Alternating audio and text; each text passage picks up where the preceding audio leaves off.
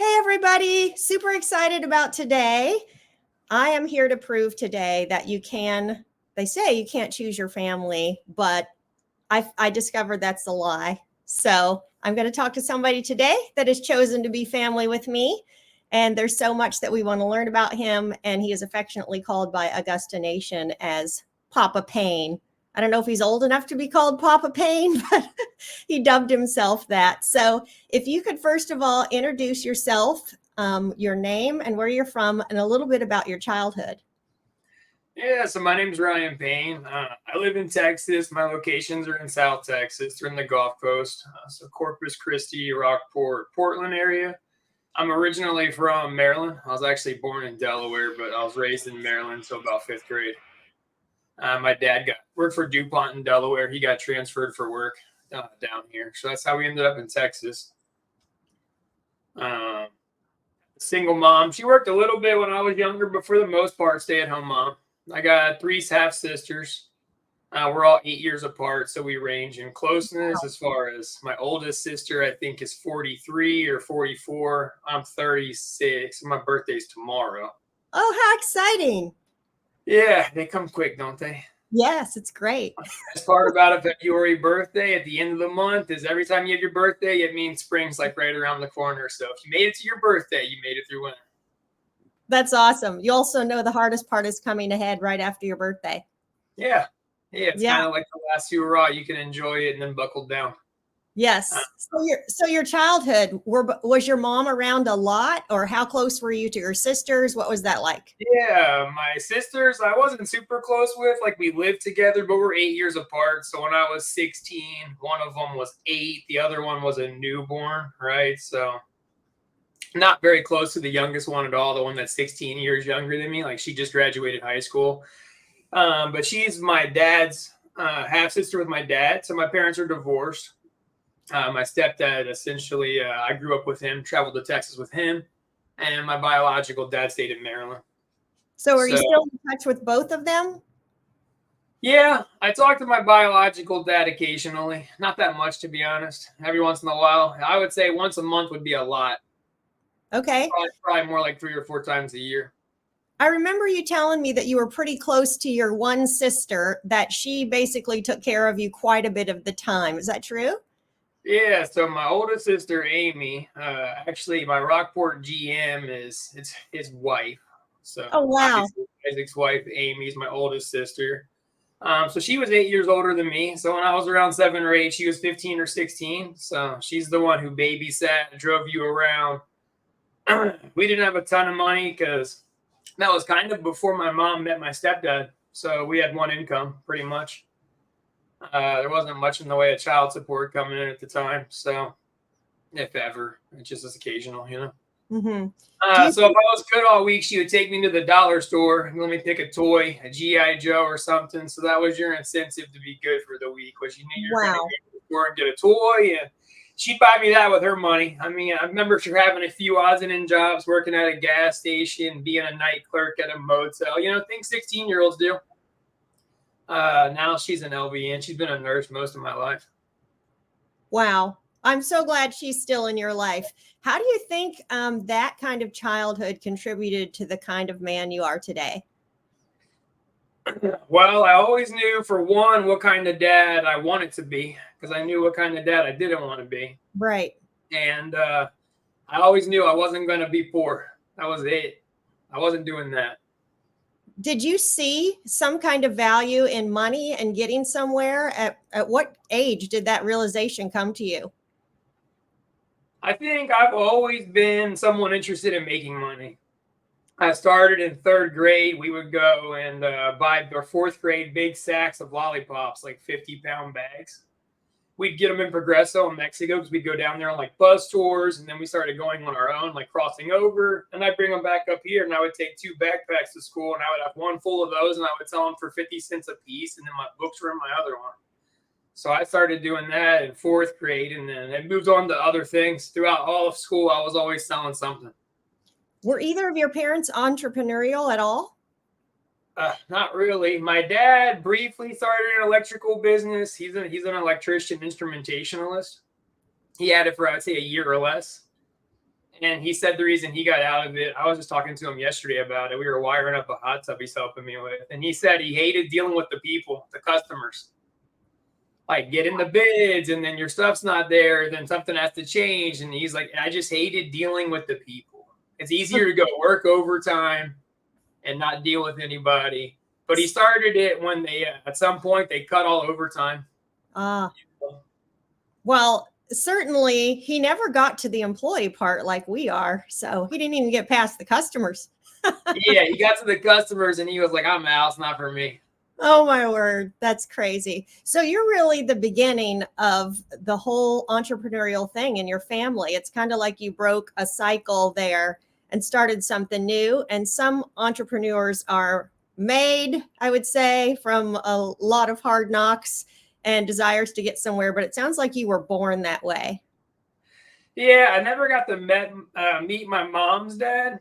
James, he died before I was born. He had a heart attack in his 40s. But he had a lot of businesses, an auto mechanic shop. He owned buses that he leased to the county, to the schools. He had bus drivers on staff. He had an auto parts store. So my mom says I'm similar to him. I always have something. But he's the only one in the family that had businesses, and I never met him.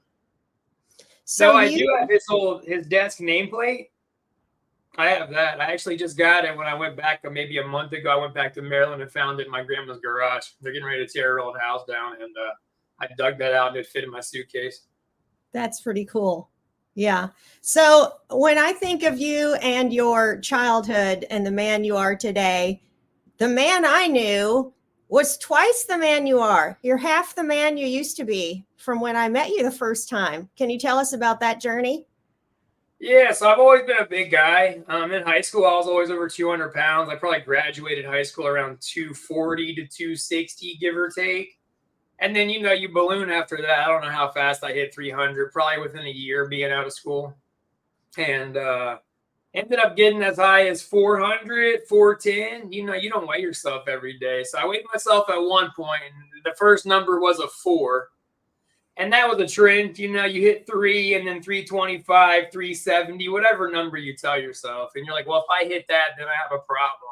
It's like being an alcoholic. Well, if I hit that, then it's a real problem. And eventually I hit 4 and I was like, okay, this is a problem I can't do myself. So I did some research, went and had bariatric surgery with a world-renowned guy named Dr. Alvarez in Mexico. He had been doing the surgeries for about 10 years, longer than they were doing them in the U.S. Wow. So it's like number 19,000 something for him. He actually has a counter above his OR. He owns his own hospital.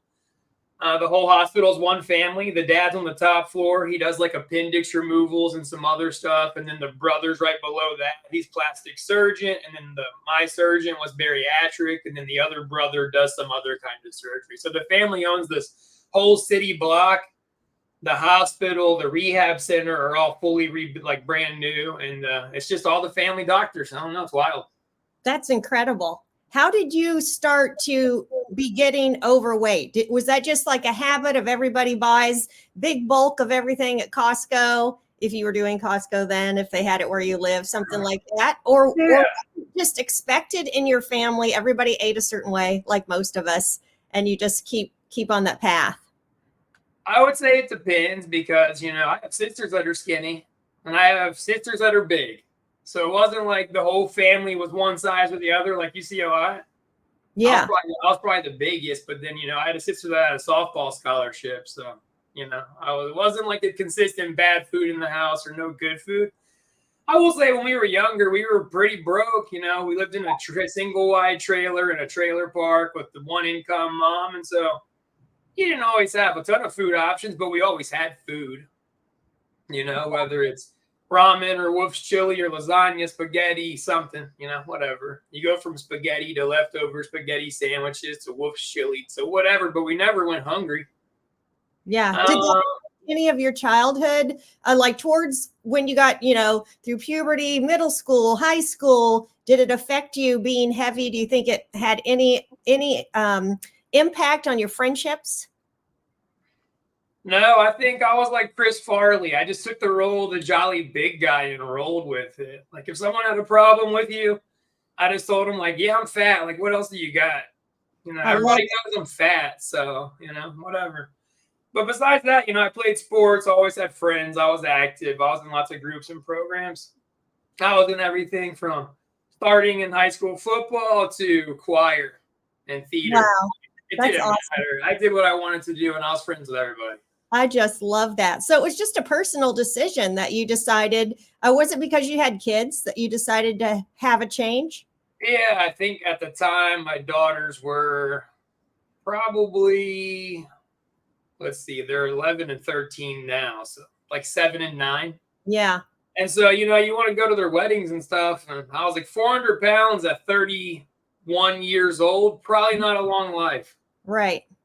Yeah. So how do you live now and how do you eat now? I Like would how did you? say I still don't go to the gym. I'm not a Oh workout. my word. I don't do it. I think, in personal opinion, 90% of your weight is your diet. I had a terrible diet Oh, before. I still have a terrible diet now. I just eat a lot less. Like, okay. I might go all day. I can wake up and drink a protein shake, and then I'll just eat like a Nutter bar the rest of the day, and then pick up dinner. I'll get Taco Bell or something. Or Brittany will cook, chicken sandwiches, grilled chicken breast sandwiches. But I think now, because I had surgery, I'm physically limited in how much I can eat for hard foods. Like, I Yep. can still drink a lot of milkshakes, and I can eat a whole cheesecake. Like, that soft food don't matter. I love it. So it's a little bit of discipline. You just know what's bad. But also, I think you had to go through a liquid diet when you started. Okay. I went through one for 30 days. They have to get the fats off your liver for surgery or whatever. I'm not a doctor, so I don't know. All I know is the liquid diet's absolutely miserable. It's like no sugar, no calories. I feel like nothing. I don't know how you don't die. And once you do that and then get your surgery, it's like about a month post-op that you're on a really restrictive diet still, like liquid diet for so many weeks because you have staples and stuff.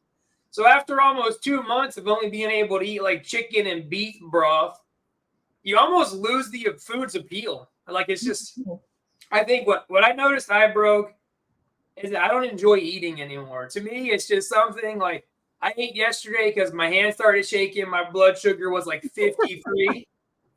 And Brittany's like, you need to eat. Like, 53 is terrible. So then I'll go and I'll eat something because I physically have to eat to continue doing what I want to do. Yeah. It's But just I never fuel. have to. I don't look forward to like, man, I can't wait to go to dinner tonight because I know what I'm going to order and I'm going to skip lunch. So I'm hungry. Like, that just doesn't do anything for me anymore. I used to love it, but not anymore. Now it's like a nuisance to have to go eat. Some people say that when they change the way they look or a complete life change like that, it affects their relationship. So I know you were married before, you're divorced, you're now married to Britney. Do you think that had any impact on those relationships? Yeah, well, the first relationship, I would say no. Our guilty pleasure was eating together. The first relation, we were both over 300 pounds. So that was enjoyable. We'd go out and get food, and that was, I was a big guy. Like, we'd go to the chicken place, and I would order an 8-piece family meal, and then I'd be like, all right, what do you want? Like, that's mine. That's how Oh my word. I'll take a large pizza for myself. And there's lots of people that can relate. I know tons of my guys will sit and murder a large pizza, Yeah. that work with me. But yeah, that's just how it was. And she was big too. And when we got together, we were both big. When we got married, we were big. So that wasn't a part of our relationship. It wasn't ever about size. Yeah. And when you met Britney, where were you in your process? I was probably 350 plus. Okay. So she's loved you through everything. Yeah, I have tons of pictures being big with Brittany. That's so cool. Well, we talked a lot about that, people, to get you kind of where Ryan is to be able to start his business journey. So he's now married with Britney, which is a story all in itself of how he came to ask her to marry him. He has 2 daughters that are entering the teenage phase. Lucky you. And so let's talk about your businesses, your first business and then your second, and kind of how you built your business before Augusta. So just lawn care and landscaping particularly. Know everything, because that's what makes you so awesome. Okay, so my first business I had was a computer repair shop and IT services. It was called Coastal Bend Computers, and we did managed IT services. network solutions. We'd wire up new office buildings. We would do remote monitoring on the computers. Pretty much all the stuff you see that's subbed out now. It's done overseas. They just remote in for you. So we did that for a few years. And then we opened up a computer repair and cell phone shop. Like we would fix screens, all that kind of stuff. You think of any iPhone repair place, little place in a shopping mall. And then we did that for a couple years as well. That slowed down because really no one fixes their computers anymore. Computers is what made the money. Phones never made any money. Fixing phones is just like kind of a wash. There's a little bit there, but the margins are razor thin. But when people just started throwing their laptops away and buying a new Chromebook, Chromebooks kind of killed computer repair. The only thing worthwhile staying in now is like data recovery. People will still pay good money for that. It takes specialty hardware to get stuff off your hard drives. You can ship them, so you don't need to have, a local facility. But yeah, that kind of economy just changed, and that wasn't where it was at anymore. But computers is always my passion. You can see, like, that's Britney's behind me. I built it. You see all the lights coming out of it. Every computer in my office I built. I waste too much money on them. I'll build one that I think is good for myself, and then I'll use it for a year. I want to do the next nice one, and then I'll give that one to a worker and move on, build another one. But in high school, I built them because you could make a better computer for the money. Yeah. So I didn't have enough money to buy the computers to do everything I wanted, from running different programs and things like that. At the time, there wasn't too much 3D rendering, but it was more CAD. Even your flat screen monitors were this thick. So we did that. And then closed both those down. Then we did an SEO and website company. It was called First Page Consulting. So I had a local business partner that we did all the sales. We built websites and did everything in the beginning. Google My Business optimizations and making sure that we can, sales funnels and cost per click and acquisition and setting up their Google campaigns. And we also did Bing and a couple other things. But you think about any kind of ad agency you'd hire today. We ended up having a lot of VCs or virtual assistants that worked for us. We used a lot of Eastern Europe VCs mostly. Mm-hmm. We tried all over. We hopped all around the world working with different groups. And that's who we found we meshed the best with, kind of time zones, language barrier, all that kind of thing. So I did that. And then once the VCs were mostly doing that and the sales were going, it just got boring. It wasn't like a company where you were ever going to have a lot of people or like local trucks. Like it could be a huge company in a basement somewhere. Like there's no public visibility. So I'm not on board with it. So I ended up selling that one and then didn't do any for a while. For a few years, I was just a crane operator. So I always had full-time jobs through all that as well. Amazing. Yeah, so I got fired from all your typical run-of-the-mill starter jobs. I can imagine. I got fired from Popeyes because they said I made mashed potatoes too sloppy. Like they would get on the container. I'm just trying to give people what they pay for. I'm filling the container. Yes. Hey, I'm a fat guy. You put me in Popeyes, you're getting the full mashed potatoes. So I got fired for that. I got fired from Walmart as an overnight stocker. I got fired from Lowe's. I don't know. I got fired or quit, but mostly fired from every entry-level job you could have. And mostly it came down to I always had a problem with what was being done. Whether it was efficiency, I thought what I was doing was a waste of time or stupid. I thought it could be done better. Something was redundant. I just felt like the person telling me to do it was an idiot. And a lot of that was just young hubris. I was 8. This was all between I don't know, say 16 and 20 years old. Wow. Yeah. And a lot of it, I look back on to this day and I think, that was still dumb. They should change it. And a lot of them are out of business now. The call center that fired me because at 19 years old, I emailed the vice president of the call center 17 pages of optimizations we could make that I thought we were doing incorrectly. Yeah. I got fired. They went out of business and laid everybody off 2 years later. Amazing. They laid off 1,400 people. And I was like, hey, it couldn't have been wrong if you had to close the doors. No kidding. So yeah, I don't know. I was a terrible employee. And then I went to work Well, then my wife got pregnant, my first wife, and so I was like working at a call center at the time. I think I was making like $8, $9 an hour. Oh my goodness.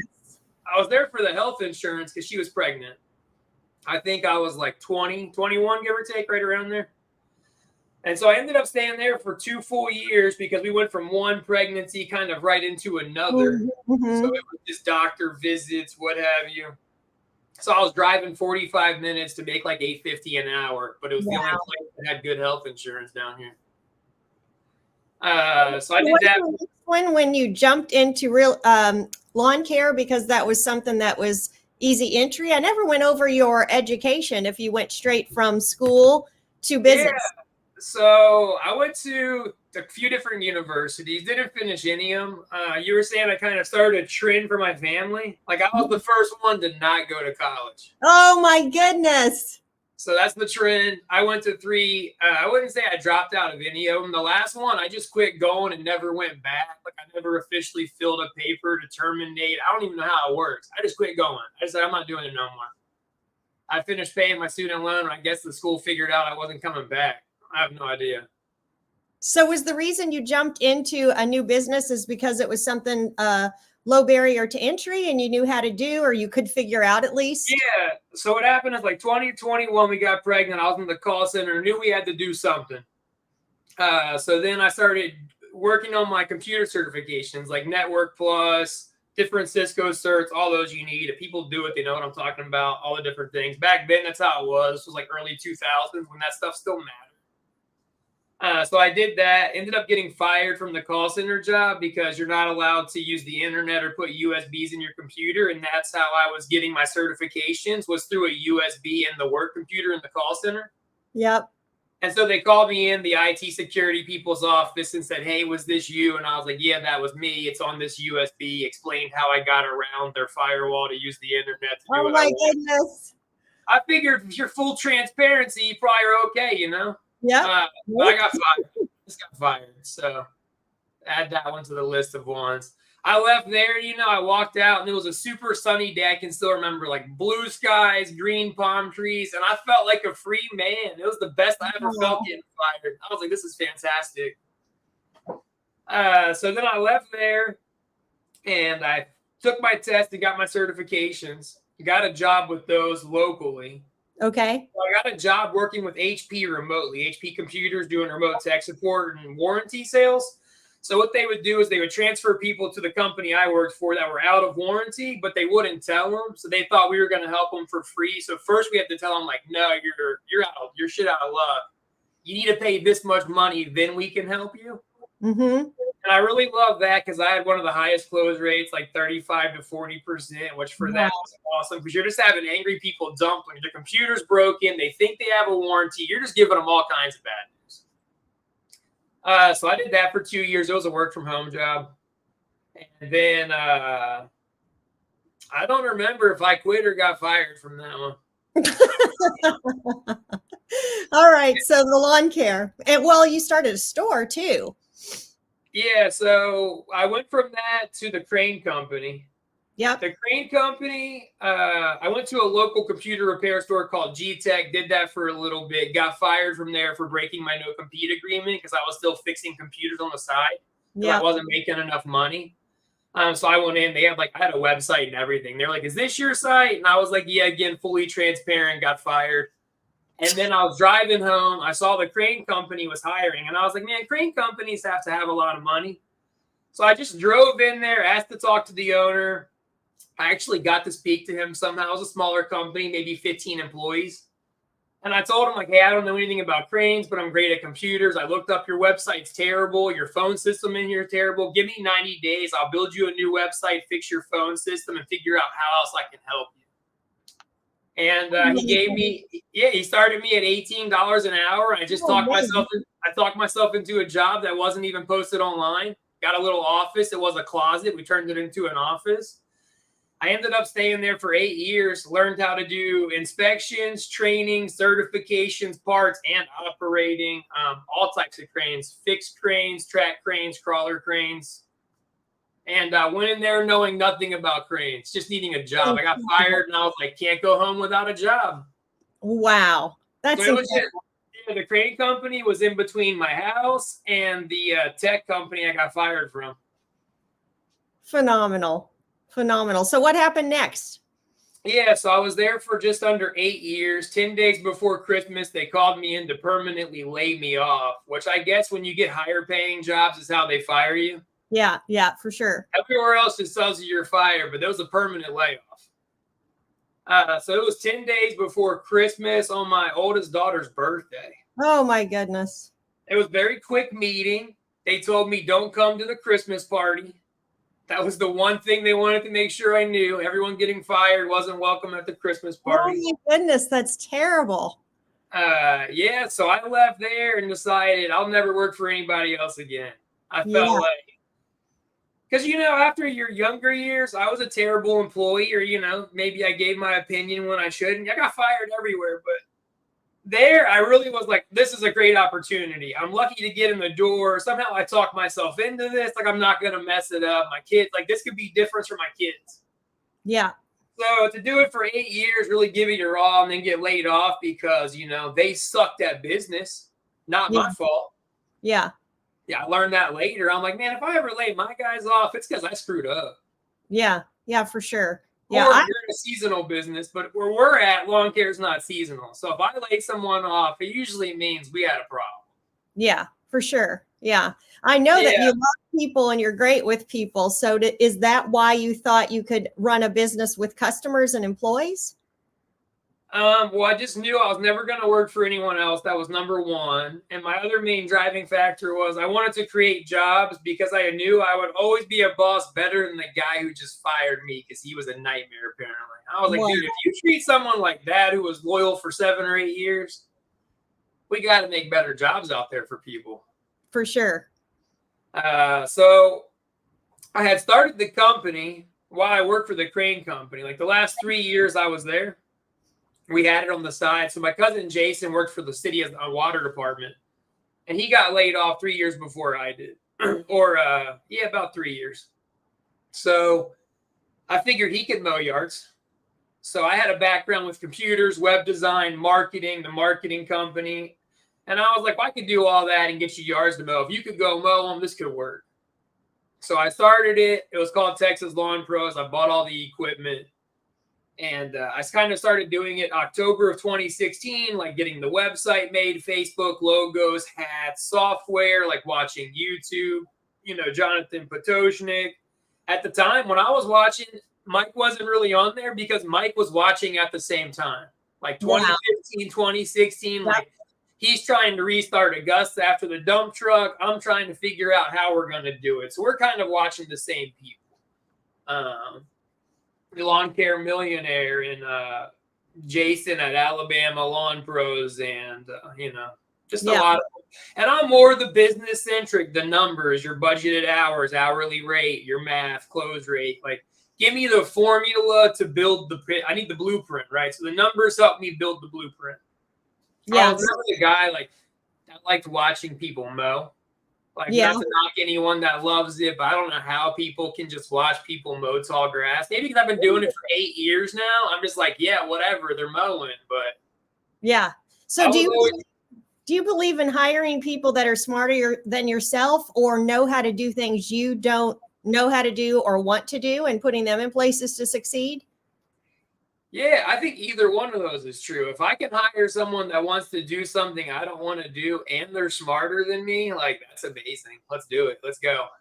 That's cool. So did you start? I would love to be the dumbest person on my payroll. That's fine. Totally. I agree. Same here. So did you start the store first? I know you had a nursery, or do you still have the nursery? Yeah, we still have the nursery. We had its best year last year. Awesome. So I did Texas Lawn Pros with my cousin Jason. We started it January when we started taking customers. We started October through January 1, getting it going. Everything's live. January 1, we start taking customers. He lasted about 6 months. He mowed half a guy's yard in June. My cousin did, and then quit. Oh my goodness! I was at work, so the guy called, and after work, I had to go get all the stuff, go back out and mow half a yard, put the stuff up. At the time, the only other employee we had was not a great guy. probably drug problems for sure, different ones. I don't know. But I had a full-time job, and he worked with my cousin. So I looked at him, and I was like, hey, here's the deal. He quit. You can either mow tomorrow, get the trucks, and have a job, and I'll start looking for someone else, or it's done. Like, whatever. I'm not going to quit my job to come do this. I was making pretty good money at the time. And so he was like, yeah, I'll do it. And so I just gave the keys to my shop and my personal truck and everything I had. Because when we had to start the lawn company, I had a 2012 Ram. This was like 2017. Okay. It was the only truck that I had good enough to pull a trailer. So I just got an old beater Ford Ranger and gave them the 1500 Ram to go work in. And then like it had two windows busted out. The side the tailgate got backed into, like the whole back was crushed. There's cardboard on the back window, duct tape on one window. It was a brand new, pristine, like regular homeowner truck when I gave it to him. Within a year, it looked like a junkyard truck. Terrible. But yeah, I just gave him the keys to everything, and I was just like, full trust, here you go. Like, looking back, you would have been like, there's no way. But that's how we got here. I just never quit. Yeah, that means that you believe in putting people positions and let them fail. Oh yeah, we failed a lot. I got a lot of your guys' failed calls. Yeah, no kidding. So we could go on forever because your story is so extensive. But so you said that you and Mike were listening to content at the same time. So how did you start listening to Mike? Did he just show up in the feed along with Jonathan after a while? Yeah, so what happened is I didn't really watch much YouTube. I kind of did like a ton of watching it, wrote down all the notes on what I wanted. And like from day one, we had OTP pricing, cards on file, weekly or bi-weekly only, no one-time mows. Like a lot of these things that people will tell you, hey, you need to do this. Like we knew from day one, like here's the foundation. Like I made the Bible. These are what we're going to live by. Right. And after that, I didn't watch YouTube for like the next 3 years. I was too busy working. I only watched YouTube if I had to look up how to do a job I didn't know how to do. Wow. So we rented out of storage units for the first 3 years from 2017 to 2020.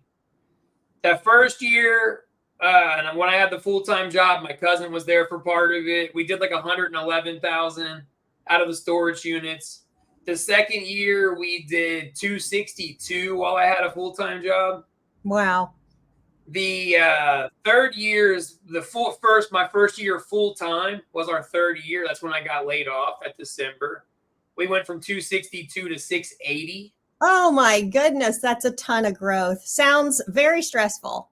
Yeah, that's the year we bought the shop, our 3-acre shop where we opened our garden center and nursery. Yeah. We were there for a year. We opened a dealership up first, an outdoor power equipment dealership. So we sold Skag, Toro, Echo Steel, Bearcat, a couple other brands. We worked on all small engines, pretty much every mower, did warranty work for all of them. We did that for 3 years, but we had it for a year, and then we opened the nursery, which was attached to it. The nursery's first year, it did pretty good, like $550,000 in revenue, and it was literally cinder blocks, plastic pallets, and one employee. That was it. Wow, that is great margins then. Yeah, we bought a forklift for $7,000 to unload trucks, and that was great. And the lady who ran it, the one employee, was like a 57-year-old lady named Kathy, and she's a stud. She'll outwork anybody. That is so great. So yeah, she still runs it. So cool. Yeah. So back to when you're doing all of this stuff and you start listening to Mike, what kind of value could this kid really offer you that was even enticing to listen to? Yeah, so what's interesting is I think I'm the first one that bought an Augusta that didn't watch Mike on YouTube before I bought it. Okay, so did you just happen to come across Augusta's franchise and listen to the model of it? Yeah, what I did is I knew I wanted to franchise something. Yeah. Because I didn't have systems. We were growing real quick because I'm just a good salesman. I can talk to anybody. Mm-hmm. But behind the scenes, there was 3 or 4 different times I had to bail it out. Sell all my stocks, bonds I had, like take cash out 401k, like all these things you had from years of having a good job. Yep. They were all going away. I didn't have them anymore.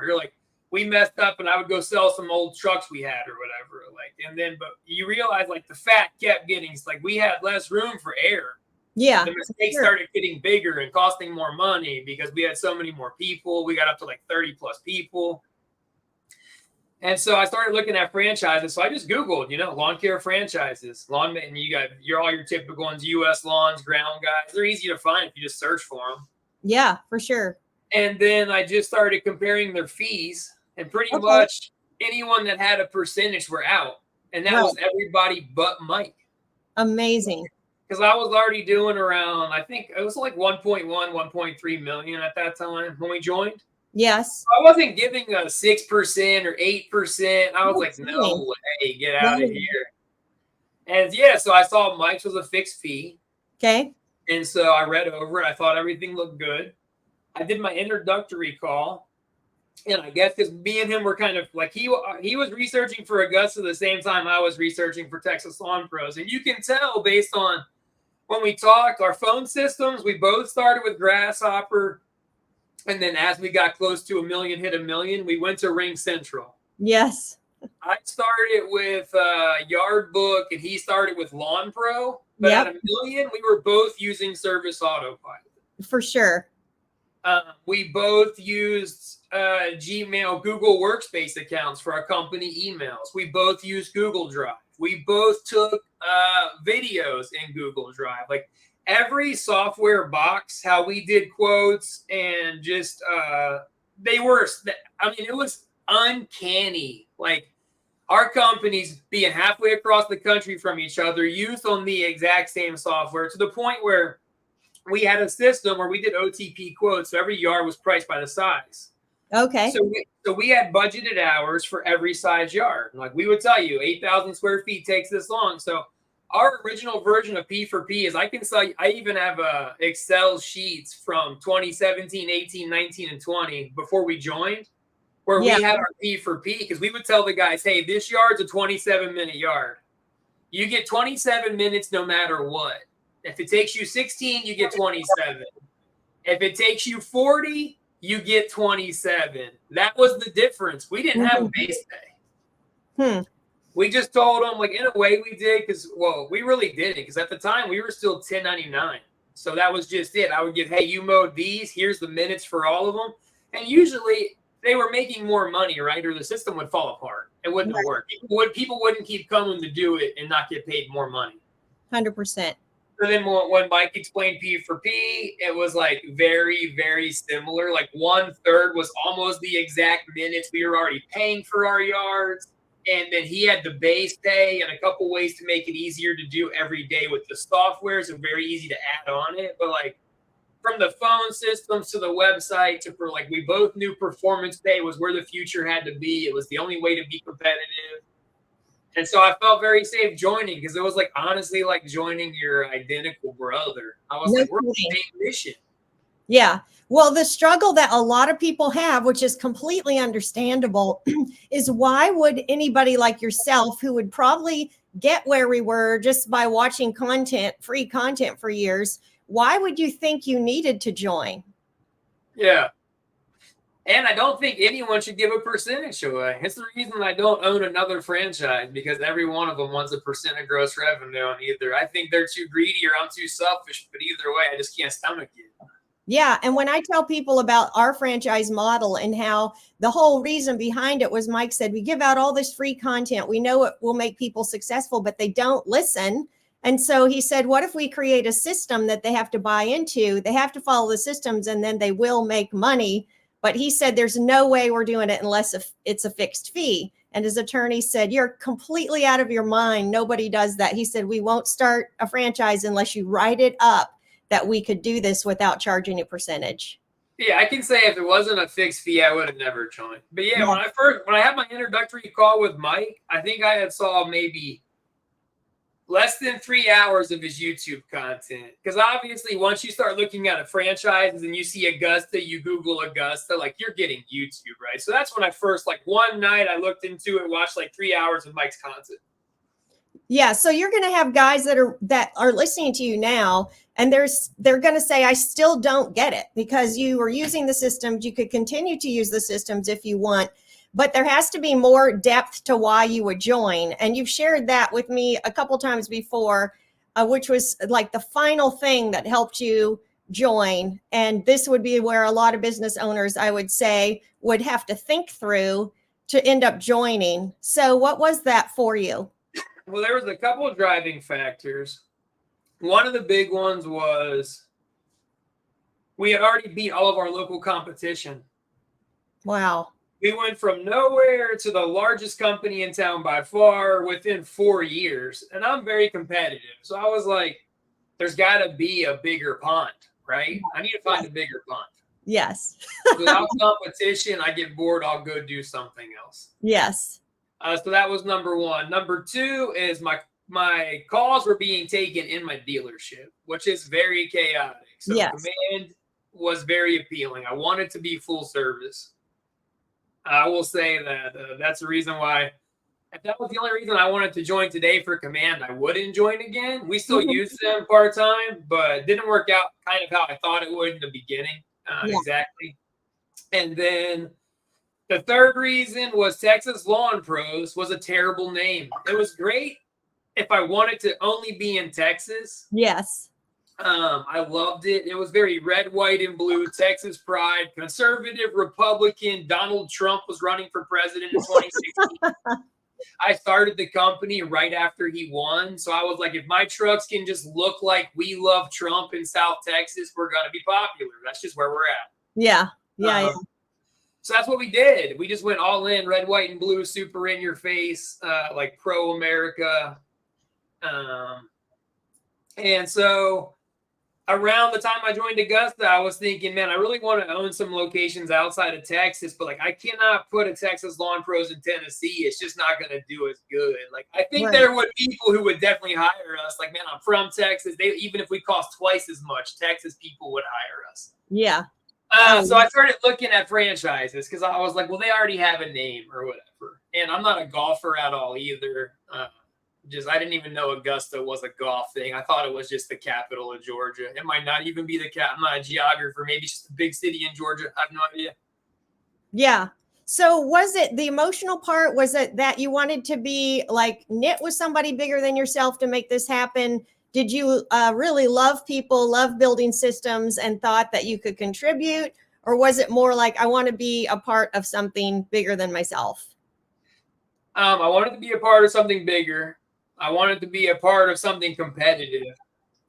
I hate building systems. So like I had P4P, but Mike had like not the refined version we have now, but refined compared to what I had. Like he had the website, paid developers. Like at the time, me and him had about the same size company. So I know neither one of us were working with a lot of money. Yeah. So the money we did put into the first version of the second P4P site. Yeah. That had to be a big enough chunk for him to really think about it. Because at the time, like people think you're rich when you have, $1.5 million company, but you're only bringing in $300,000.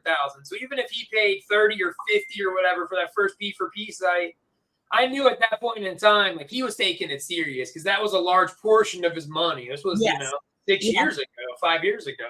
Yes, for sure. And so I thought like, let's align with the guy who obviously thinks like I do because we're on the same page software-wise. We had a lot of the same rules and policies. But like he's already spending his money. That's great. That saves me money. Because I had a developer too, but he wasn't doing so much the website, but he was doing like custom Google Sheets, like VBA scripting to make my P4P work and different things. And then... So it just seemed like it just really fit like yin and yang. Like I was able to spend my money on trucks because he was spending his money on my software. That was excellent. Yeah, that's awesome. So what year did you join Augusta? I think it was March of 2020. I think we came to January or 21. Okay. It was 21, I think. Okay. And what was your revenue at that point generally? So we joined Augusta as a brand new location. We didn't convert the first one. Got it. Okay. I think we were doing like 1.3, 1.4 million a year. Okay. So you started Augusta from scratch. And what number franchisee were you? 33, 35? Oh, we'll go with 33. You know? Is that a test? Do you know? Because I don't know off the top of my head. I don't. I'd have to double check too. So you joined that year. You went back and started from scratch. If you had to do it all over again, knowing that the franchise was very new then, would you have waited several years for it to become mature? And like if you knew the struggles that were a part of building something big from scratch with no playbook, would you have waited like 5 years and then joined? I would say from a business perspective only, yeah, probably would have waited. But if Yeah. I could go back and do it again, I wouldn't have waited because I don't think I would be where I'm at personally within the franchise. Okay. As far as in the coaching programs, the FAC, a lot of the friends that I have, if you wait to join year 5, you're not a part of the original group. You never can be. That's something money can't buy. 100%. 35 years from now, 50 years from now, no one's going to be able to buy top 50. Just not going to happen. No, that's so true. Even we're at 150 now, and people that listen to this later, our goal is 1,000. So you think at 150 now, you're basically still at the baby infant stages of something that's going to be super big. Yeah, I think that's something that it doesn't matter where you're at on that ladder. Yeah. You always have that envy, right? Guys who are number 100, like, I'm not top 50. I look at the top 25, and I'm like, man, it would have been nice to be top. And even the top 25 looks at the top 10. The top 10's looking at the top. Like, it just trickles down. 100%. Unless you're Thomas Salazar, you're looking at the next guy. I love it. I love it. And he is just a gem of a human. So how have you grown personally? Yeah, I don't know. We definitely got more situated and balanced. I've simplified things. There's a lot we haven't talked about. I closed my pool service and maintenance and repair company 2 years ago. I closed my dealership last year, but kept the property it was on. We're actually transforming it right now. It's going to be like a tripling of our nursery. Wow. The old service bay for the dealership is going to become an irrigation supply warehouse like Site 1 or Ewing or Horizon, where you have all your parts, timers, PVC, all that kind of stuff. The other bay where we used to have the sales floor is going to become pallet shelving, and we're going to have all your kinds of different blends of special soils, your coconuts and strawberries and this and that. We want to be the people that have like 36 different pallets of different types of specialty soils, so anyone can come in.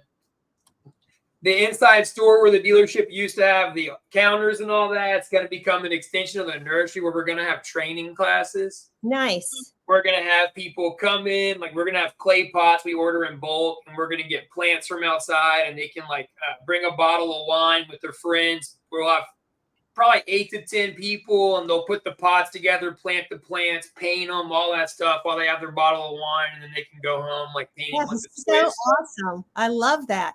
So you're saying that somebody could be a part of the franchise and still do stuff like that they want to do. Oh yeah, the franchise takes the least amount of my time.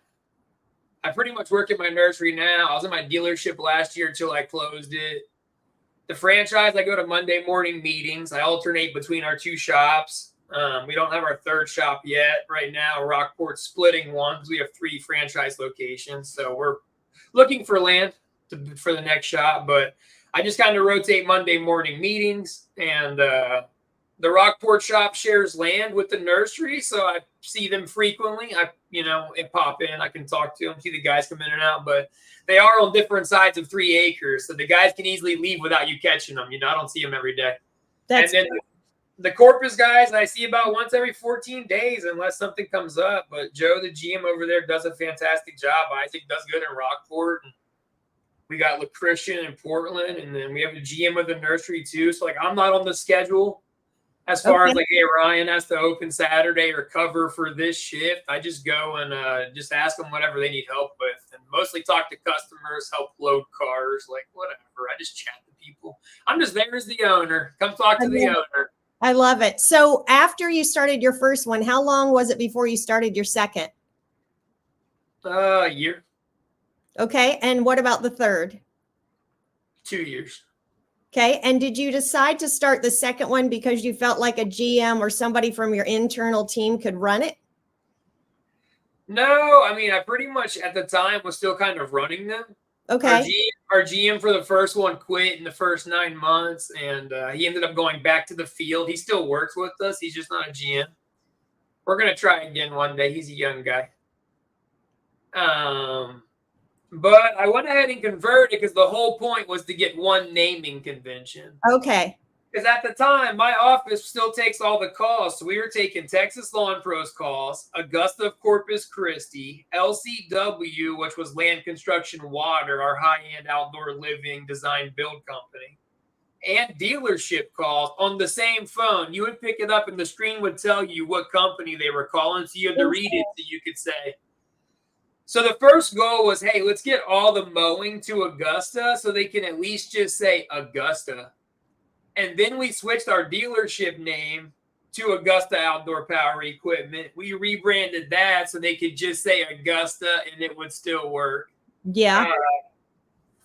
And also we had emails for all these businesses. So when they had to reply to an email, basically they would have like Britney at, and they had a drop down, like 7 ones they could choose from. Which company? That's nuts. If you emailed them, it was kind of nice because when they replied to you, it would automatically reply from the one you emailed.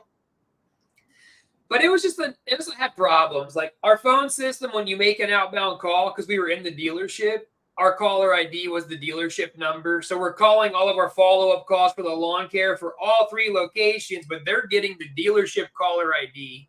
So to this day, even though the dealership's closed, I have to keep that number on because it gets a lot of calls because we used it for 5 years to make outbound calls. But you can only forward the dealership number to one location. So like right now, Rockport gets it, but people call from every territory on that number. And it's just like, it's an endless nightmare. You say have it any other way. You say we a lot. So who has been with you from the beginning, the very beginning? And you mentioned Britney's name. So tell us how that affects the relationship. And has she been involved in everything since the beginning? Or did you guys decide this is all she can handle? Or where are you with that? No, I started the company during my first marriage, and that's what caused us to get divorced. I just got told I worked too much, was never home. There was papers on the table. So I've had it for years. Britney didn't come to work for the company till COVID hit. She was a school teacher, and then when COVID hit and they put all the different rules and restrictions in place and everything, we talked and decided that she wasn't going to deal with all that. So she just come to work in the office. And how has that been in your relationship? Sometimes it's good. I would say usually it's fine. I can't ever think of a time that it made it better. Like, hey, our relationship's better because we work together.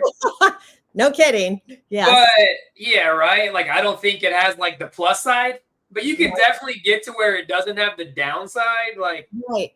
We have definitely had tons of talks about like, hey, don't bring work home.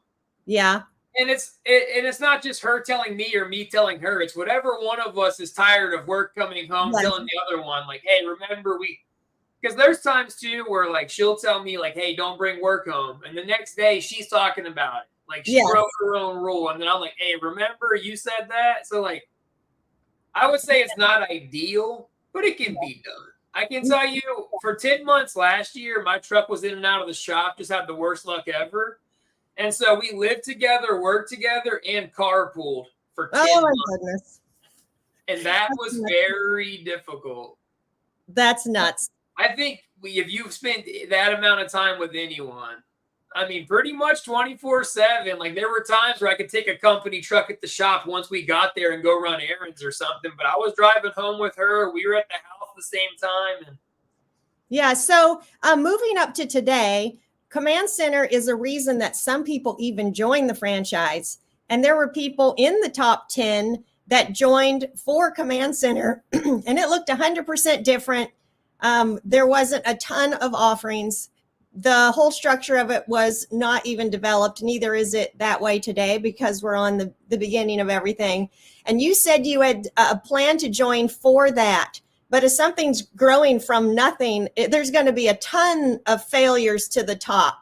So what has worked out now with you to work your systems that you could utilize them, but not utilize them for what you feel like you have to do?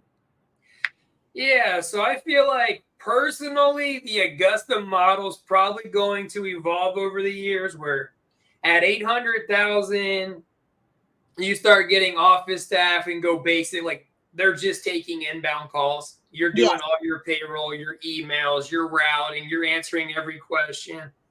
And then I even believe at over 1 million, you probably take your calls too. Yeah. I talk to other franchisees that are, anywhere from say 700 to 1 million that are full service. And their typical command bill is say 10 to 15% of their gross revenue. And with my office, rent, insurance, computers, everything, I'm 6 to 7%. I'm half of some of them in my office costs. And you're also open all year long. So it's not like you'd be laying off an office person in the quote unquote winter.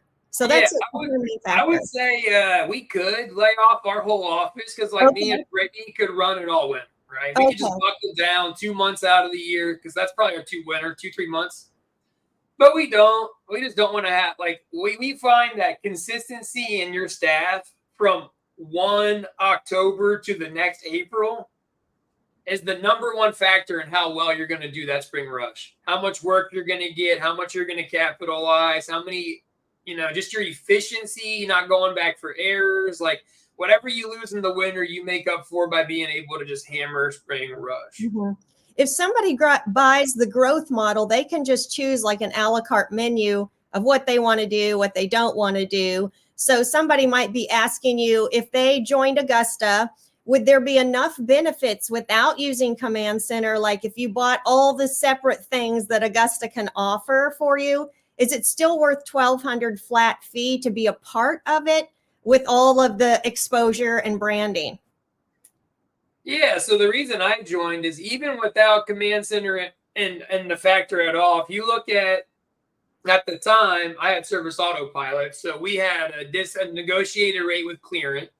Okay. So we saved on credit card processing. I want to say it was 0.3% or 0.25 at the time. Wowzers. We were doing over 1 million in revenue. So that adds up. Card on file, what's required. So it's a lot of card. Yes. And then the P4P software is free for Augusta. So there's that. And then a couple of brand deals, especially, we didn't have it at the time, but there was other ones. But the new one with Echo, 20% off even a single unit. That's $100 off a $400 weed eater just by being an Augusta member. Okay.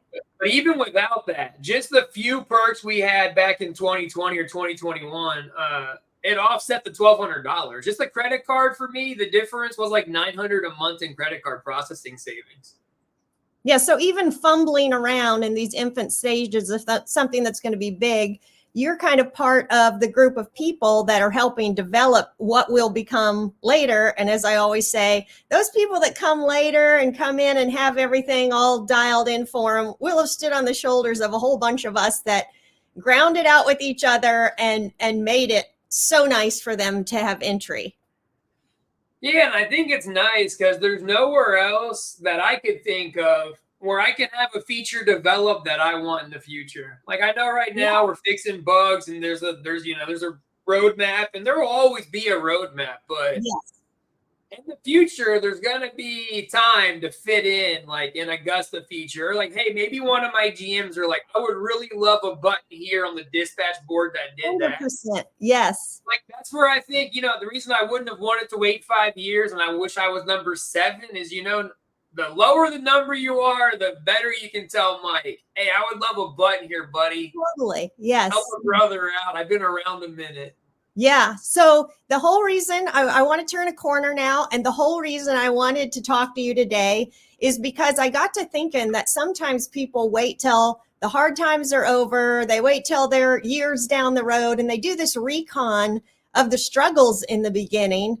And they never discuss in the moment what they're going through because you don't know what's going to happen at the end. You don't know how everything's going to turn out. You don't know what the smooth road is going to look like ahead or where we're going to be. Although we have a vision of the big picture, all of us together, which we hear from Mike on the masterminds daily and like overall with our quarterly meetings. But I wanted to talk to you about the rough times and how we navigate through them. So you and I personally have had some struggle together, and you with Command Center.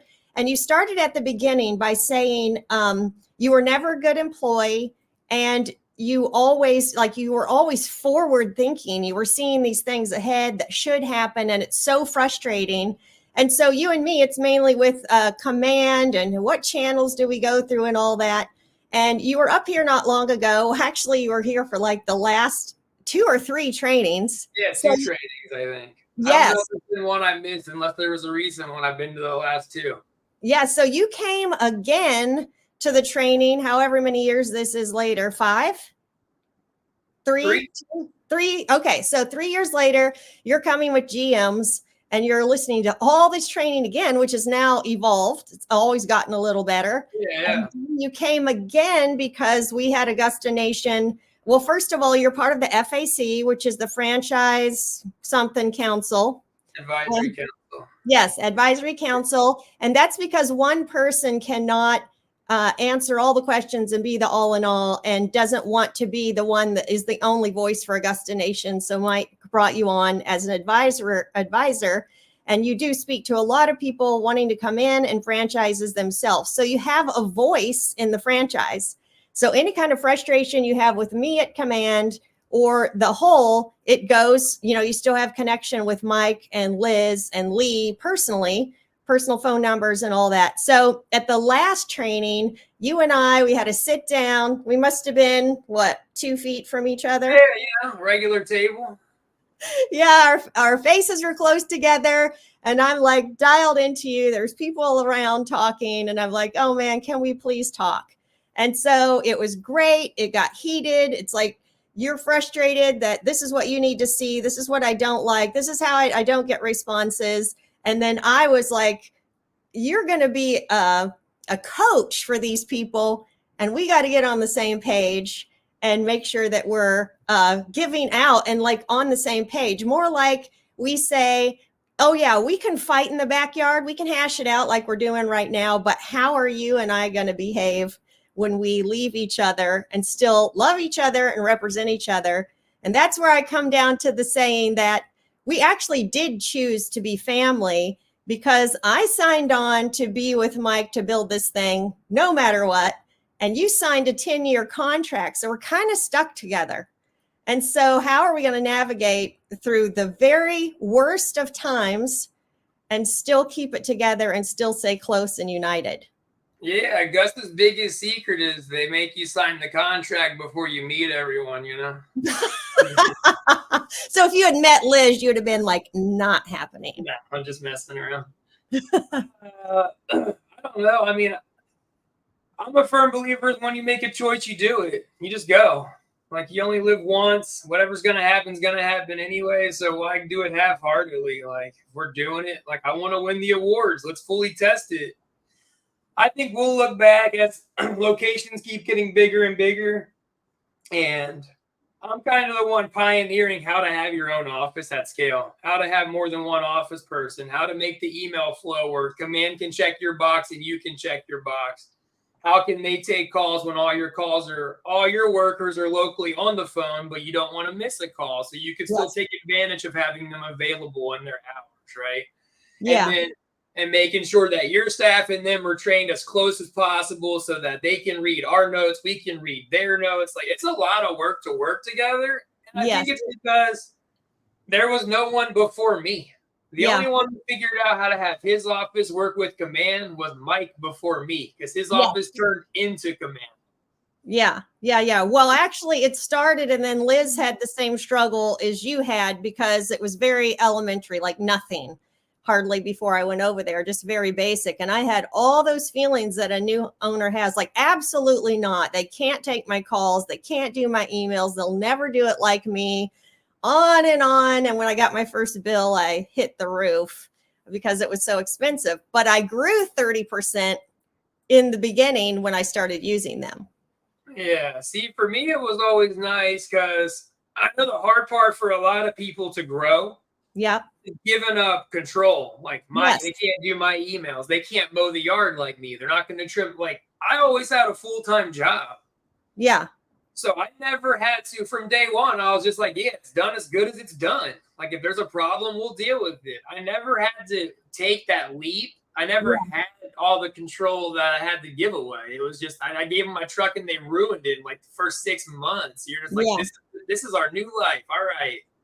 Yeah, but new people that think of coming into the franchise at over $1 million, that's going to be their biggest struggle is, we do have people that are quite a bit over $1 million now that are joining. And that is huge for an owner. Like, oh my God, I waited these years to join. And now it's like, I am bristling under these systems that maybe aren't perfect yet, but you have to try them before you can make them better with one another. So if somebody was wanting to join, what would you say to them to try to figure that out in their head, knowing they have to personally change and that they could possibly help us be better too? I think anyone over $1 million looking to join, the first thing I would look at is how their office works now. Okay. Like, they will need office staff.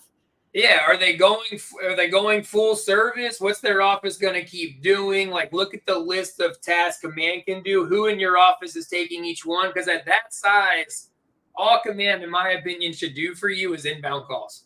Yeah, that sounds very wise. Yes. I think because if your office is managing your email, you just have a much more direct line of communication. I can walk through from outside working on the truck and they can say, hey, blah, blah, blah, or they wanted to know this. The GM can grab you.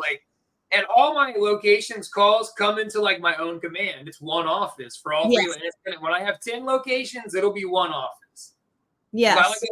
I like being able to have a meeting with them and say, hey, our minimum price now on the price matrix went from 30 to 35. So when you see that, it's normal. And I don't have to send an email or update a wiki that I know is not going to get read 50% of the time. Because let's be honest, I worked in a call center for 3 years. I don't want to load a wiki every time I have a call. Yeah. I always thought the reason that command struggled so bad, and I want to preface this by saying I don't think my office is any better or worse than one individual command person. For anybody watching this, I'm just talking about the system as a whole.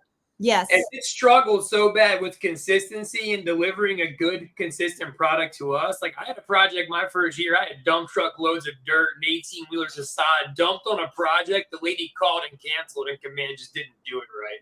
Could you imagine that? You get a call on a Monday morning. The lady's like, hey, I just got off work working a night shift as a nurse, and there's 30 pallets of grass and 3 dump truck loads of sand in my front yard. I called to cancel this. Holy smokes. That was a bad day.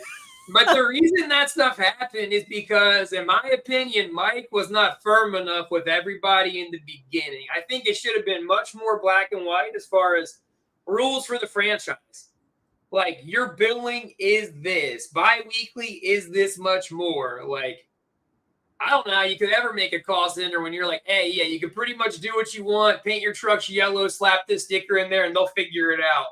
Yeah, and that's why we need people like you and other people that maybe even bristle a little bit at the systems, but they are willing to do what you and I do, and that is, and you and Mike, and that's detach emotionally and what is best for the franchise, what is the best for command, what is the best for Augusta as a whole, because we're both listening to the owners themselves, the humans that are on the battlefield making it all happen.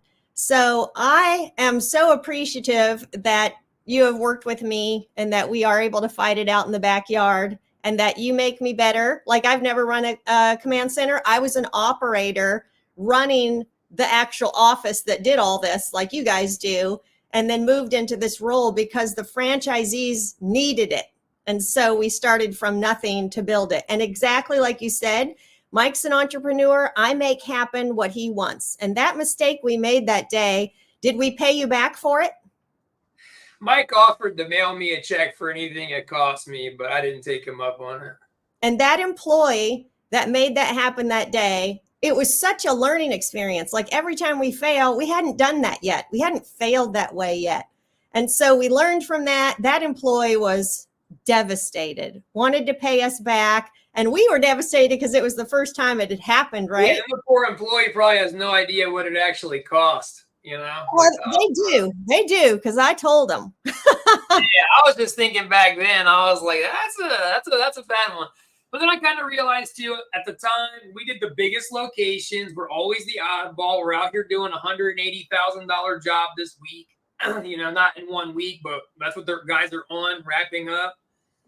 And so I was like, okay, we need to take our own calls because we're in the weird situation where we can have huge mistakes. Yes. It's not like, oh, we got a pallet of mulch delivered to, you know, so-and-so's house for those flower beds. It's like, oh, man, we're going to do something that can't be undone. Chop a tree down. Could you imagine if that was a tree job? It would have been horrible. So the people that are listening, you're like, what in the world happened? Customer called, canceled the job. Our employee didn't cancel the job itself. So now we would let you know that they want it canceled. But let's say the employee was supposed to have canceled it and let you know. They didn't cancel the job. And it was probably because they were taking 2,000 phone calls and had 300 emails to answer because we didn't have systems. And so they probably picked up the phone and answered the next call and didn't follow through. And there was no way for you to know till you showed up at the job that day with all your product. And the customer's like, no stinking way. I'm not doing this. And most of the product was delivered. So, like, you know, the dirt had to get reloaded in dump trucks. The sod driver had to drive back an hour and a half to put the grass back on the 18-wheeler. But it's never happened since. I've never heard of anyone else having it happen. I think I might be the one and only, so that's solid. And that's why we learned from that. It had to happen to somebody in the beginning. So that's what I'm saying. The people that are here at the beginning of the franchise feel the pain. So now the biggest pain point is Copilot.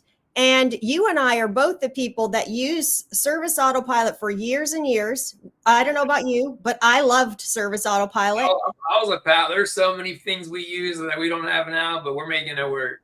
Yeah, so I loved it. I built workarounds for what didn't work. I worked with Service Autopilot for years, like to get to-dos routed in. And they would answer the phone more back then, and I would be able to share that. And they'd go, okay, we're going to bring that to our next roundtable, and we'll talk about that. It took 4 years, but I finally got things routed in.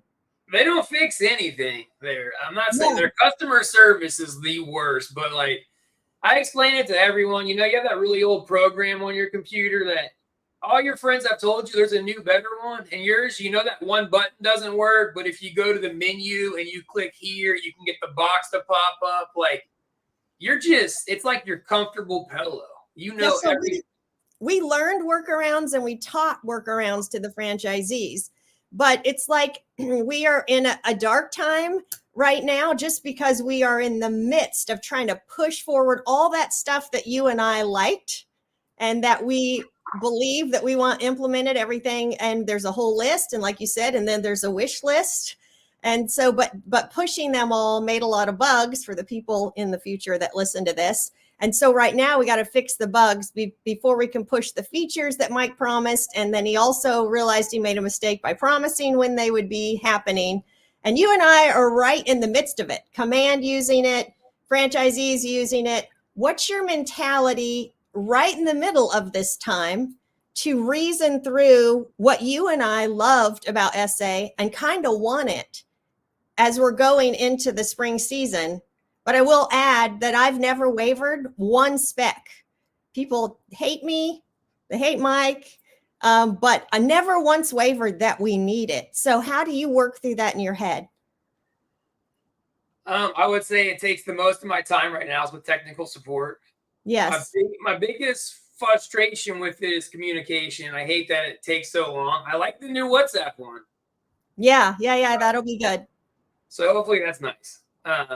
I'm going to try it out once. But yeah, I just like the response time and then sitting there and then, I don't know, the demeanor a lot. Maybe it's how I read it. I'm like, I have to explain the question 7 different ways. And I'm like, I understand, like, whatever it is. I just got to get you to get it. But that's the frustrating part. And then it's not even so much features that we liked in SA. I have features that we have to have. Yes. I still have. I'm paying $200 a month for the pro tier of SA because that's the tier I have to have for job costing, which has products for my estimates. And for me to build these bigger estimates, I have to have products and job costing. I can't send a $90,000 quote and be winging it. I need to know every product has to be on there. Yeah. So like until yeah, go ahead. Yeah, so like until like for example that once that one feature gets moved over, I save $600 a month. Yeah, yeah. It's not a little bit of money; it's a truck payment. I can go buy a new mowing truck. 100%. Yeah. So for the little guy who's just starting out, it's probably okay because they don't know what they're quote unquote missing because they're barely doing the basics. Yeah, one thing I will say, and I think a lot of people in the co-pilot group especially need to remember that SA deletes everything. I've been in them groups forever. More of my friends are banned from them than in them anymore that are still SA users because they said something broke or whatever. Like, they don't want you to know. And then I see all these people posting, talking about I had to go back to Jobber or this because Spring Rush is coming and I'm not going to be able to run my company through this software or whatever. And I talked to some of these people and they're doing $5,000, $6,000, $8,000, $9,000, $10,000 a month. Yeah. You know, maybe $5,000 a week. Yes. I think Copilot was probably the worst it's ever been in January. I mean, iPads wouldn't load, this, that, the other thing. We ran $198,000 between our 3 accounts in January. All of our yards got marked complete. All the cards got billed. We had a handful of double charges, maybe 3 out of who knows, hundreds and hundreds. Because for us in January, we're still mowing full swing. We probably have 400 reoccurring customers right now. We're doing fertilizer treatment in February. We have 4 project crews going full time. Like, what most of these people would consider their spring rush was our January. And not that we're the hugest or the biggest, but I think Copilot naturally draws starter businesses, smaller companies, right? Yeah. Bigger companies, logistically, for us to change software, it's something you don't even want to look at. You might shop it every 10 years. It's like a once a decade decision because it's so painful. Yes. Yes. So the majority, I think, of any new software users are going to be new businesses or smaller businesses because they have less data to move over, less schedules, notes. If you only have 80 customers, not a big deal to switch a software. When you have, 12,000 people in your database, you're like, oh, it's going to be a nightmare. Yeah. So the people like yourself with the bigger companies, they should probably just watch for a minute, watch the support, watch the little companies grow, watch things get dialed in, and then come on board. Do you think? Yeah. Anyone whose primary revenue is weed control and fertilization, I would wait for that to be fleshed out and released because right now you have to do 2 different ways, but neither one's efficient. So I would wait. Okay. And if you're doing big projects, hardscape design build, where you have to build out actual templates, like for project estimates, like work areas, and you have lumber, PVC, fittings, lights, transformers, concrete, I would wait. Okay. And then you have quite a voice in the franchise because you're number 1, a coach, part of the franchisee advisory council. And so when you talk to other members, just like Mike and I, we believe in the product 100%. We see every flaw and we're just working 24/7 to work through them. But other people don't see that, or they don't even have that work ethic. So they can't imagine that we're immersed in it 24/7. And so how do you take that negativity and try to channel it in a positive way? Because they're kind of stuck because they made this commitment and they didn't choose Copilot. So how do you help them and coach them through that challenging time? It's funny you say they didn't choose Copilot because I've thought about that too. And part of my frustration with it when it happens the most is when my staff is sending me screenshots of it not loading or being broken, or my GMs are telling me the field guys aren't able to work. And I already know because I see them posting pictures in WhatsApp of the error screen. So like, I'm well aware, but I can't fix it. Yes. And I get Mike's frustration because he can't fix it either, right? When the mobile app goes down and no one's stuff's loading, like, I bet 1,000 people text Mike a screenshot. Like, holy, I don't even bother because I'm like, he's got like, and so that's super frustrating because I'm just getting my phone blown up and I literally can't do anything. And ultimately, I did choose Copilot. Every one of these franchisees chose Copilot. I guess, yeah.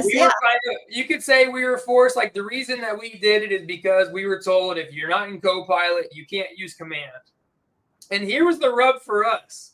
is we didn't use command for years. I could easily just say, hey, you know what? Don't take my calls on the weekends. No big deal. I could have it changed in a half an hour Yeah. to cut command out, and we could be in service autopilot right now. So I Yeah. think about that, like how would it have been?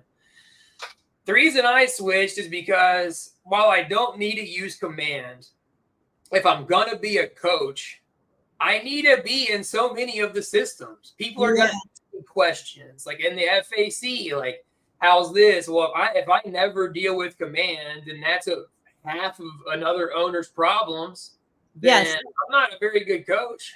Yeah, true. So the reason I switched was so I can still deal with command when I do, like before hours, after hours. They help us extend our day. On the weekends, I can interact with them. I'm in Connect Team. Like, I need to know how Connect Team works. I need to know just in general how all command flows. So when people ask me, I have some kind of decent answer. Yeah, that's awesome. So basically, I'm dealing with Copilot so that I can work with command, even though I think our biggest benefit is that we don't need to, and we can control everything in a tightly knit group. Yeah. For one, it lowers errors. Like, I still have the yellow slip every day, even though they don't take the majority of my calls. Some of the ones that I think are the hardest to understand are like wrong location. Like that one's black and white. Like, don't you put it in a map and it has circles? But that's neither here nor there. That's for you to figure out. But that's a common one. On it. You know how they say, like, if you grow your business bigger, you can't have your hands in everything because you're moving on. You're doing the big picture. So your people will fail. You have to expect it to be done 80%. But I think of people like you and me, if we were the support people for Copilot, and we were there from the very beginning of Copilot, understanding the processes of what the landscapers deal with and understanding service autopilot, we would be able to learn it and really coach the Augusta Nation because we were there. So we know what they feel. So now from my end, I have to explain to them, this is what this process does. This is how it needs to look. And this is why this particular thing has to happen, so that we can actually help them coach or support. But you and I we can't be everywhere. We can't change everything. We have to let them, now they are immersed in it all the time. And so they really are better than us to be doing it. Yeah, I don't know. I deal with support a lot, and sometimes I feel like I should be doing it.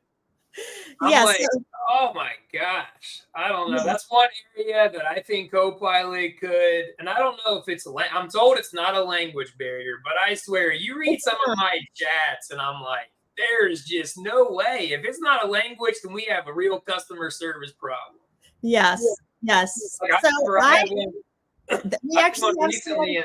Go ahead. When I was flying up there and we turned off the auto charge, auto send because it wasn't turned on. When you figured it out, got it turned off for me while I was on a plane. It was amazing. So I was explaining that to the ATC chat because just last week we were trying auto send, auto charge again, and I was working with them every step of the way to make sure it was fully flushed and test it. And if it didn't work, we knew why. And I had told him that me and you had it on before and that it auto sent but didn't charge. Invoices got sent, no cards got ran, and I just got told that basically I was lying. That's not possible because when you go to the auto charge rules, this box pops up that says create a rule. And he was like, if you had a rule before, you wouldn't see this box here. It wouldn't ask you to create one. You would see it. And I was like, yeah, Liz went and had everything deleted for me back to original.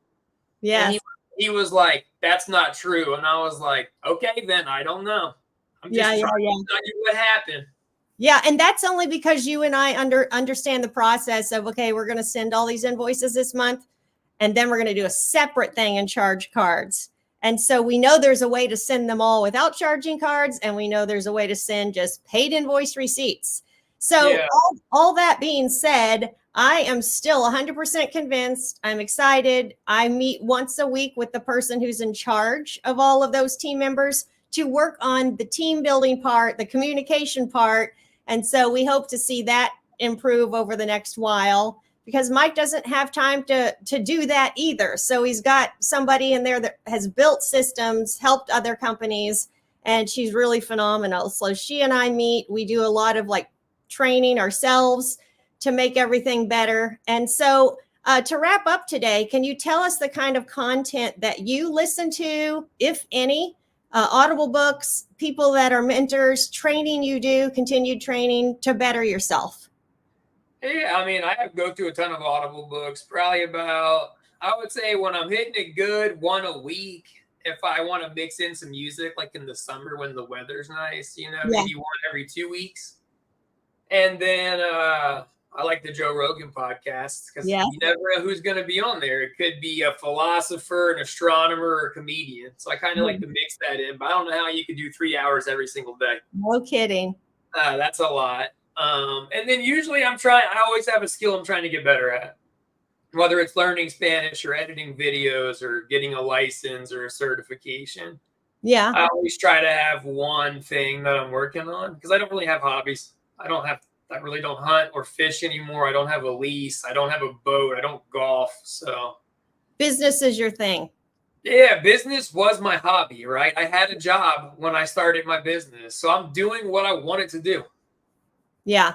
Yeah. That's awesome. That's awesome. So are you a quote guy? If you have a quote, could you give us one or two or three to wrap up today? Man, I don't have a good quote off the top of my head. So If you build it, they will come. Oh, 100%. That's a great one. I love it. I love using that. I think about that one a lot. Do you have anything? A lot of times I spend money to build things like my big shop. So I moved from a storage unit to a $1 million property. I didn't do anything in between. I was just like, they'll show up. It'll work. I don't know what's going to happen, but I had 3 acres and I moved there with 2 utility trailers and 2 trucks. And I was like, it'll work out. It'll work out. That's incredible. What an attitude.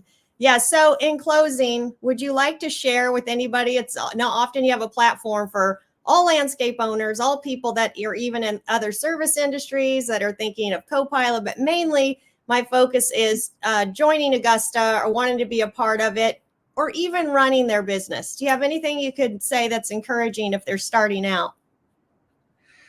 Yeah, I would say the biggest thing with running your own business is never quit. That's it.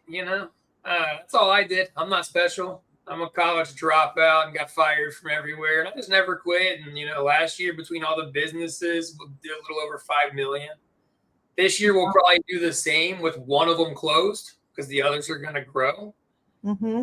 I think if you want to join Augusta, the best part about Augusta is the community, the Facebook group, and the WhatsApp chats you'll get in when you join. And it's hard because the biggest value of Augusta is something not even on the website when you sign up or on your introductory call. You really don't even know it exists till you pay your money. So if you think it's even semi worth it on paper with what you have, then I can tell you it definitely is based on what you'll learn from the community. Because there's a lot of guys just like me with a lot of information that have been through it for 15, 20 years. Some of these guys have had their companies. So they're not all just young spring chickens. A lot of them have been through it for a long time. They went through 07, 08 when the projects crashed, and they have a lot of wisdom that me and Mike didn't go through 07 and 08. And if you talk to any of the older guys, that was one of the worst times to be alive as a landscaper. Yeah. So I think that's a big deal. And then with Copilot, like I said, we successfully ran just under 200,000 in January through it. So if you're doing less than that and you want to be a part of the future, I don't think you can use how good it currently works as an excuse. We did it in the worst month it worked. Yeah, man, that is awesome to wrap up with today. I cannot thank you enough for your time. I know you're a busy guy. I know it's the weekend, but I knew it would be beneficial to so many people to be a part of what's going on. Yeah, I'm looking forward to it. There's so many things I want to see in Copilot. Like, here's a big one. Imagine, right now when it shows your budgeted hours are in red when your guys go over the time. Yep. How nice would it be if you could just click a button and it would find all those and look and say, okay, if the last 4 or 5 cuts have been over budgeted hours, I'm going to automatically raise the price and send the email with that price amount. You just tell it what you want it to be, like 90 or 100 an hour when you raise price button. Yep. It just raises it and sends the email to everyone that had a red mow that week. That is a wish list that must happen in the future when we can start throwing out wish list items. Yeah, there's a lot of things that are going to be able to let you adjust your prices and make sure that you're getting off those properties where you're losing money before most people realize they're not making money there. Yeah, no kidding. All right, well, I'll let you go for today. It was wonderful talking to you. You too, Liz. Have a good one. You too. Bye-bye. Bye-bye.